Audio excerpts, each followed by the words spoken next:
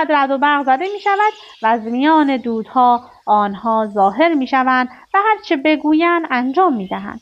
آنها بدون اینکه فکر کنند یک فانوس دریایی را از جا می کنند و سرپرست تفریح مدرسه یا هر آدم دیگری را سر کار می گذارند. چه کسی جنها را وادار به این کار می کند؟ خب هر کسی که دست به آن چراغ دستی یا حلقه آهنی بکشد، جنها مطیع او می شوند و هر کاری بگوید انجام می دهند. برای نمونه اگر از آنها بخواهد که برایش کاخی به طول 40 مایل با الماس بسازند و داخلش را پر از آدامس یا هر چیزی که میخواهند بکنند و بروند دختر امپراتور چین را بیاورند تا با او ازدواج کند، آنها انجامش میدهند. تمام این کارها را تا قبل از صبح فردا انجام میدهند. تازه میتوانند آن کاخ را در کل کشور هر جایی که خواست بگردانند. خب پس خیلی گیج هستند که به جای نگه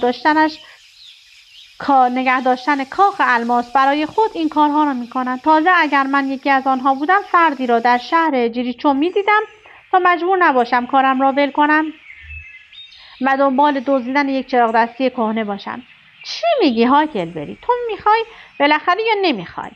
خب به بلندی درخت و به پهنای کلیسا میخوام، اما آن آدم را مجبور میکردم که از بلندترین درخت آن کشور بالا برود. باشه، حرف زدن با تو فایده نداره هاکلبری. به نظر چیزی نمیفهمی، یک خرفت کامل. 2-3 روز در این مورد فکر کردم. بعد خواستم امتحان کنم که چنین چیزی میتواند واقعی باشد یا خیر. یک چراغ دستی قدیمی و یک حلقه آهن برداشتم و وسط جنگل رفتم و شروع به دست کشیدن روی آنها کردم. قصد داشتم کاخی بسازم و آن را بفروشم، اما هرچه کردم خبری نشد. بعد مطمئن شدم که این هم یکی از دروغ‌های تام سایر بوده است. فرض کردم که او به عرب‌ها و فیل‌ها اعتقاد داشته است، اما من جور دیگری فکر می‌کردم. اینها تمام نتیجه رویا پردازی سر کلاس‌های دینی بود. بخش 4. خب 3-4 ماهی گذشت و به زمستان رسیدیم. بیشتر وقتها مدرسه بودم و کمی خواندن و نوشتن آموختم و جدول ضربی را در حدی یاد گرفتم که بدانم 6 هفته می شود 35 تا. گمان نمی کنم اگر عمر ابدی داشته باشم بیشتر از این یاد بگیرم. به هر حال ریاضیات را نمی فهمیدم. ابتدا از مدرسه متنفر بودم، اما کم کم از پسش برآمدم. هر وقت خسته می شدم هاکی بازی می کردم. کمی که گذشت راحت‌تر مدرسه می رفتم.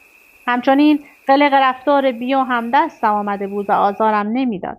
زندگی در خانه و خوابیدن در رخت خواب مرا افسرده می کرد و وقتی هنوز خیلی سرد نشده بود با خوابیدن در جنگل روحم شاد می شد. از زندگی